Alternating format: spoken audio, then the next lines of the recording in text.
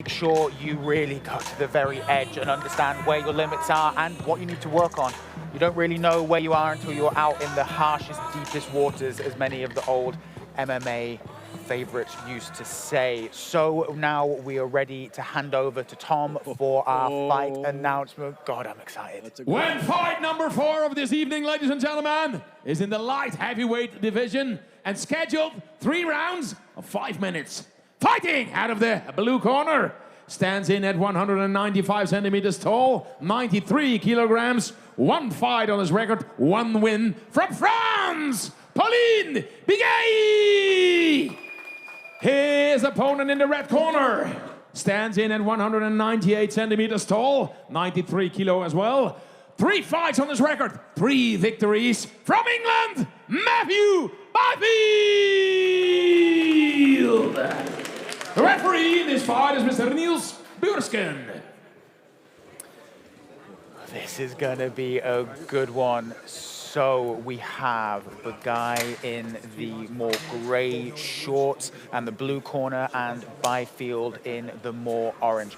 Robin, something I always find intriguing is both of these guys have a similar body shape, which is slightly unusual. They must surely be used to, fighting opponents shorter and stockier than them at this range. Yes, very true. What difference does that make when you have to approach someone who is, almost a mirror image of yourself? Well, one of the great skills of Paulin will probably be to have that real sense of millimeters of safety, where he can be safe and where he can hurt you. That's very much the MMA Factory guy's game.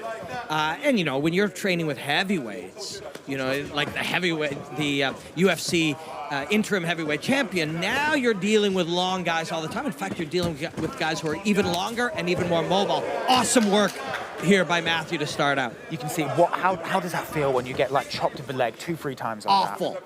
That? Awful. Guys, I'm not sure what I expected you to say, like a cup of tea and some biscuits. Yeah. I mean, think about it.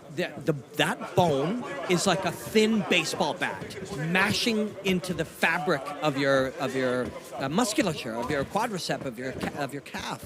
It's awful. It's atrocious. But so is that. Excellent work by both men there, and very smart Matthew now to try to change this game.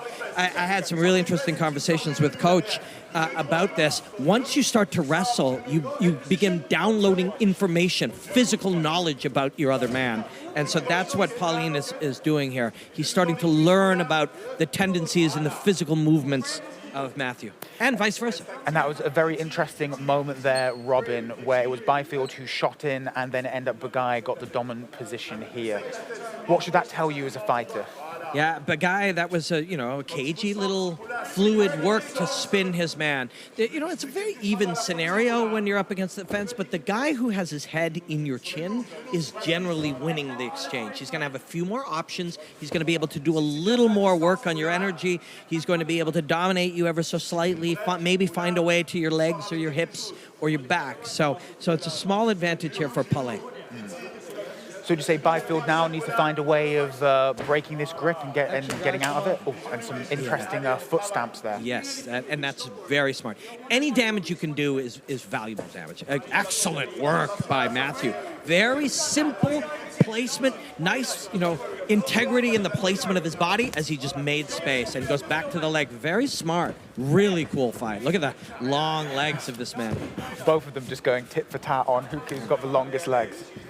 And it'll be interesting to see, like you said, whether Byfield is going to continue just hitting the legs and trying to take some of that wrestling power out of the guy. Yes, and it would be smart. So why do we kick the legs? I mean, obviously, you can do damage to the man. He stands on his legs. But it's also my longest weapon at your closest target. Right? So when you've got somebody like Paulin who's trying to be in and out of range, the nearest target he will have will be the bottom of his leg. So that's the first thing that comes into range. So it's very smart by Matthew to not only hit it, but to be able to use it as sort of a rangefinder as well. So if these leg kicks start to really take a toll on Begai, how does he counter them? Does he look to change, switch stances? Does he look to check them? What should be his goal? All of the above, right? So a check is good because that makes you hit a hard, to put it simply, a hard part of my leg. And excellent fluid work here by Matthew. So you can check, you can move, you can counter. The very best is always to interrupt or intercept. As he's kicking, I punch him or I kick him. And you interrupt or intercept him. But this is excellent stuff for Matthew Byfield here. Yeah, for sure. I mean, would you say this is arguably one of the turning points of the round? Because so far, it's been very equal, but now he has some time to work on a dominant top position. Yes. This is the difference to it. A lot of times when we're watching fighting, you'll see on the internet, a reporter or another fighter will say, I got the fight 10-9 orange. It really doesn't matter what any of us have it. It only matters what the judges see. And these judges, if they otherwise haven't seen a lot of difference between them, this will be the defining characteristic of this round for them to give him the round. Really does, and that is not my opinion. My opinion literally is irrelevant, as is the opinion of each person watching us. We do it because it's fun, it's interesting, it's a conversation piece, but only these three judges, only their opinions matter. Yeah, if you don't want to put it in their control, you've got to find a way of winning that fight before the end of the third and final round.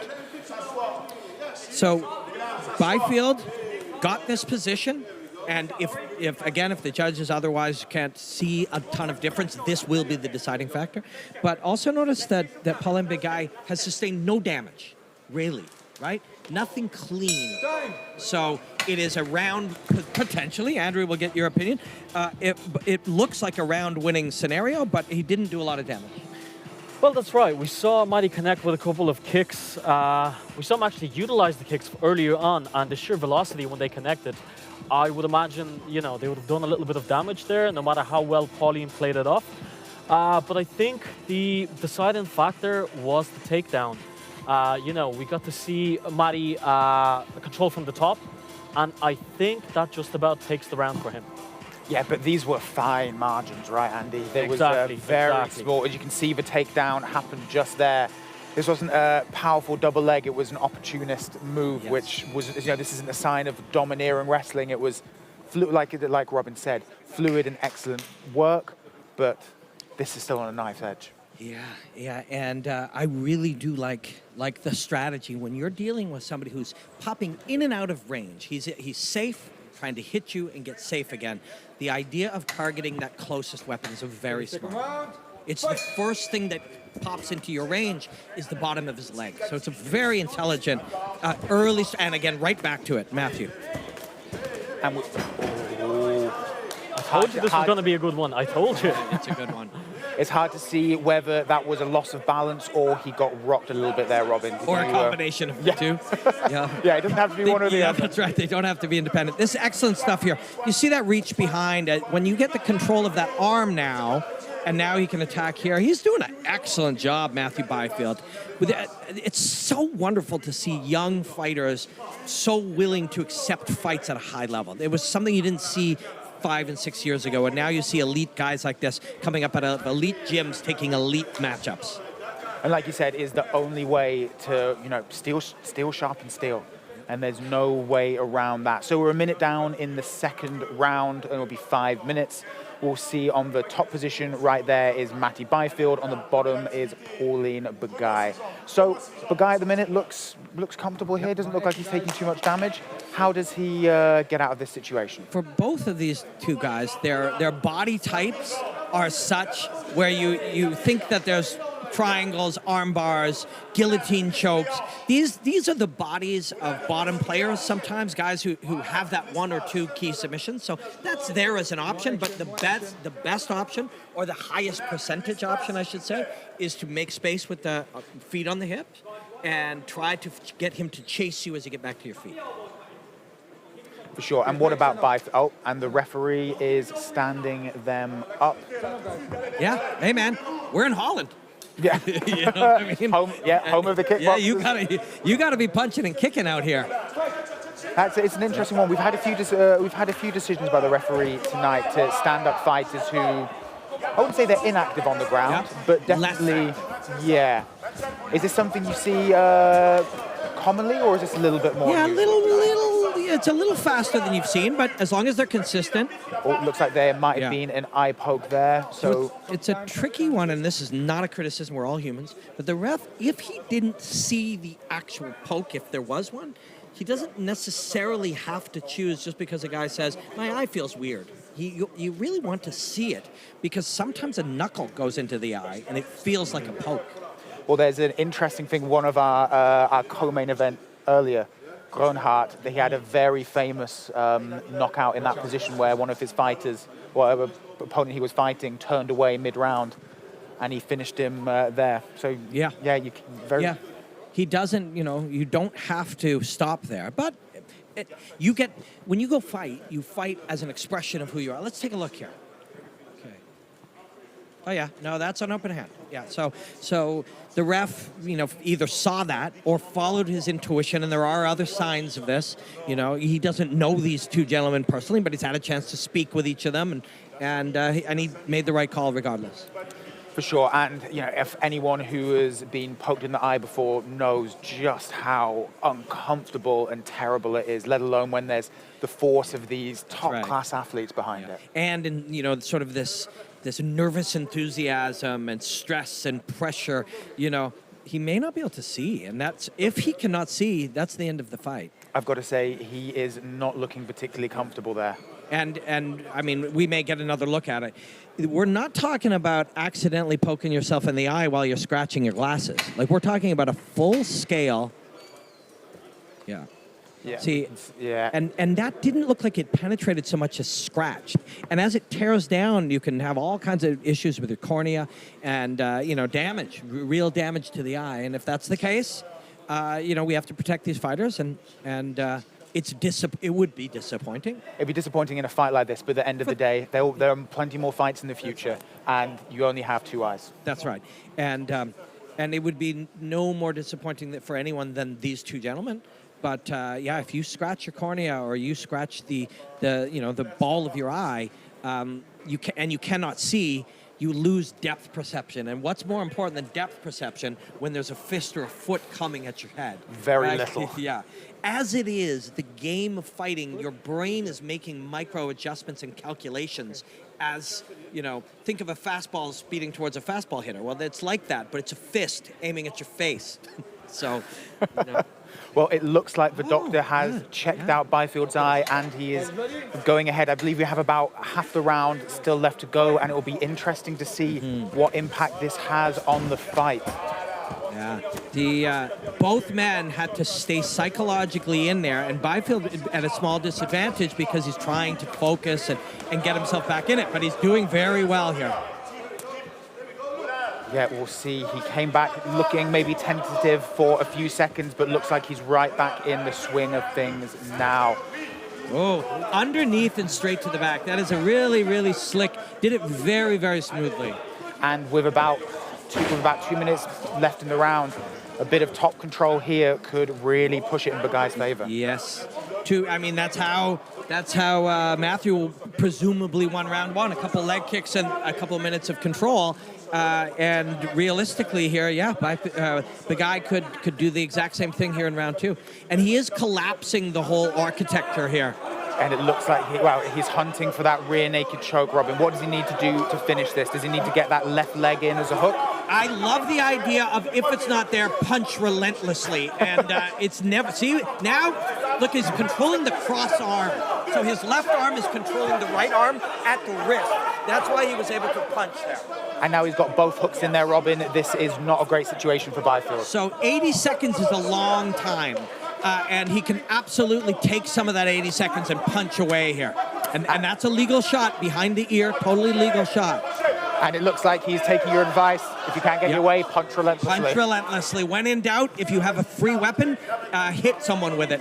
And that is part of the game. Well, often, how do we set up a rear naked choke? Well, forget about the rear naked choke. We've got a whole minute. You have a free appendage and a man whose target is available. Punch relentlessly. That will also force him to act. And as it does, then submissions will open up. Yeah, so you're talking about almost building a foundation here before you put the moves in, before you take the steps to the rear naked choke. You need to clear the ground. You need to dig the foundation. You build the scaffolding on which you build your way up towards the submission, right? And see how he's just riding that one hip?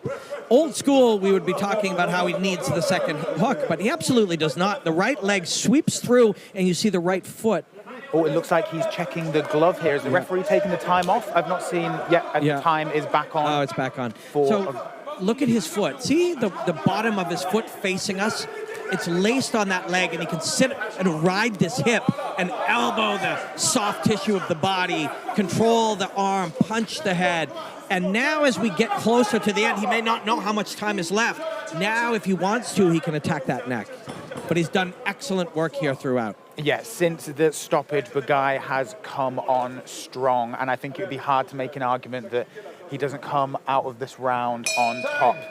So, Andy, are we at 1-1 here? I would say so, yes. Both guys scored a takedown on each other. In the striking department, I would say Paulin had the more significant strikes, but for me, the deciding factor is that eye poke.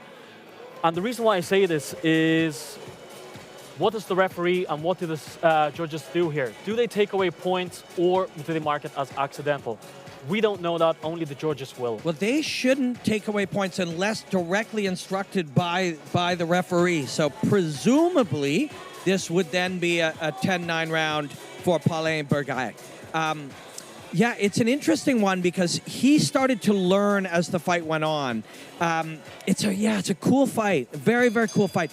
In those moments, whether you're the one who's hurt or I'm the one who's hurt, we're both being asked to maintain our focus or even improve our focus. Paulin did that, and Matthew was either distracted or affected in some way or just didn't manage his own reaction as well as Paulin did. And so, these moments do shift a fight, but it isn't just the moment, it's your reaction to the moment. And what a fantastic final round we have in store for ourselves here. This is the first time, from our perspective at least, that it's gone down to the last round, and it really, truly is anyone's game here. So Paulin was pulling Matthew forward, a little bit of a pull. And as he did, he dropped underneath and went to the body. He had such a dominant 2 minutes there, getting to the back, that it will be very tantalizing for him again. It'd be like when you've had, really delicious ice cream, you want that again. And that's what that was for him. There's no better scenario that I'm riding a part of your body where you can do absolutely nothing to me and I have free weapons to hurt you. It's such a psychological win that he's going to seek that position again. And would you say that was probably the most damage that got delivered in the fight, those final 2 minutes of that last round? That's got to take a toll on someone like Byfield, right? Yeah, and it makes your confidence soar, not just your confidence in winning the fight, but now you have a goal. If I can get this position again, I can smash this guy again. And so now there's a very cut and dry goal. You don't want to obsess about it either. If he tries to defend this, it may open up punches or kicks or elbows, but at the same time, Matthew does not want that position again, so he's got to fight this.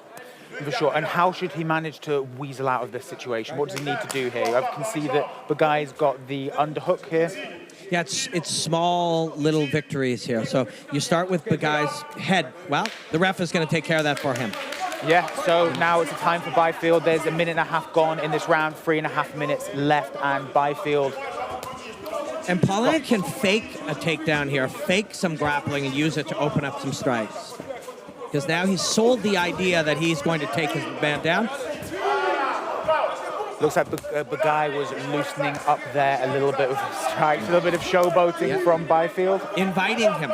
And that invitation may allow him to get... Now, whoever would end up on top here could presumably win this round. It's not definitive. You can reverse the position or get back to your feet, but they'll both be motivated to win this one the way they each won their respective rounds. Yeah, so we're about halfway through this third and final round and still robbing anyone's game. What a fight. Yeah, great fight. Just two sophisticated martial artists. Begai's game is a very difficult game to be able to figure out, and Matthew Byfield has done an excellent job of being able to be at play in all of these positions. Yeah, this has been a true MMA fight. We've seen a bit of stand-up, we've seen a bit of wrestling, we've seen clinch, we've seen groundwork. It's, a veritable good muck. Robin, you mentioned there that, Paulin's a bit of an awkward fighter to fight. Yep. In preparation for this fight, Matty specifically sparred southpaw. Smart. Yeah, long southpaws, I'm sure. Yeah, very smart.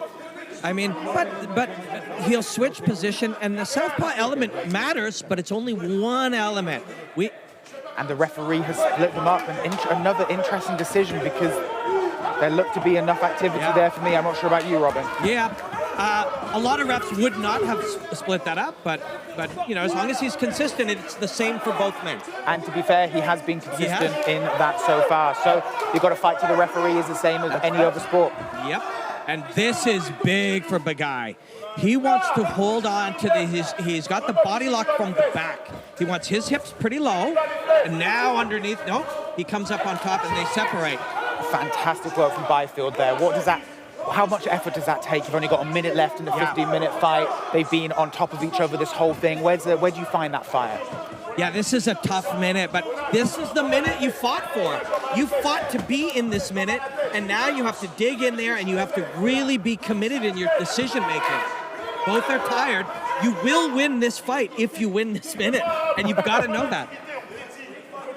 And it's impossible to separate them at the minute. They both look hungry, and they both look conditioned enough for this final minute, these final 30 seconds coming up. It feels to me that Begai is winning these exchanges. He's the one in control here, head stuck in by the ear, knee now rising, control inside the biceps. He's dug a little bit deeper and found the small victories that if he finishes here, kneeing the legs, presumably that's his round.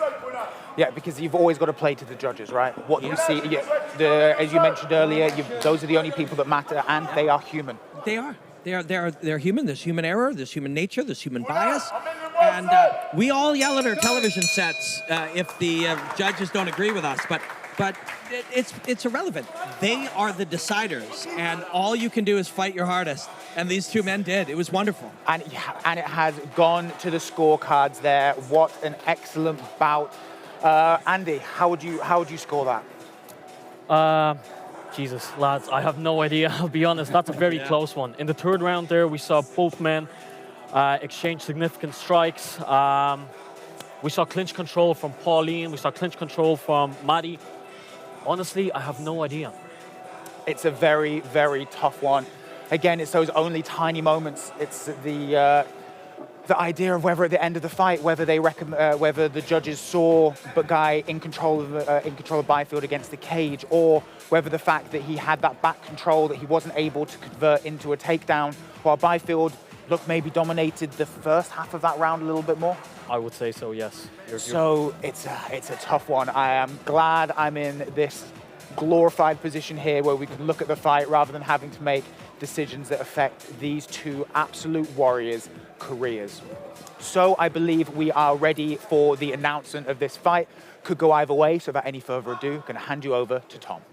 Well, after 3 rounds of 5 minutes, ladies and gentlemen, we've counted the points and we have a winner by unanimous decision in favor of the man in the blue corner, Paulin Begai. Great fight, gentlemen.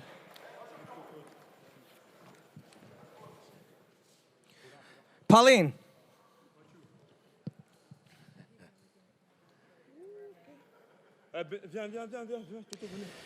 Great fight, man. Very cool, high-level fight. I got a feeling you two guys are going to fight again one day, don't you? Yeah, I think so as well. I think so. Yeah, excellent fight, man. He made great decisions in round one. I think he probably took round one, and you were forced to dig and start to learn as the fight went on. Yeah. This is my coach tell me, going slow, and we're going faster after the finish. So I listen every time, so I take it this fight. You've still got a teammate fighting tonight, so you can't get a little too wound up yet. But how's he gonna do? Teammate. Yeah. After is Ahmed today, you're going to fight. I think you're going to win as well because this guy he's a killer guy. So I want to say thank you for everyone, for my coach Fernand Lopez is not here, and my friend Cyril Gann, and then my friend Alan Baudou as well, USA fighter, and then Bullocks is here, and the big man, Tonton, is here as well. So thank you for everyone. Thank you for my team in my city, Savigny Le Temple, my coach Raf, Sébastien, Tarek, everyone, Sofiane. I want to tell you thank you to him, and thank you to LFL for the boss is here to give me this opportunity to fight. And then when he's here, I want to tell him. I think the next time it's for the title. Next time for the title, boss.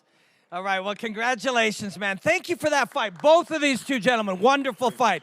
Your winner, Paulin, Begai.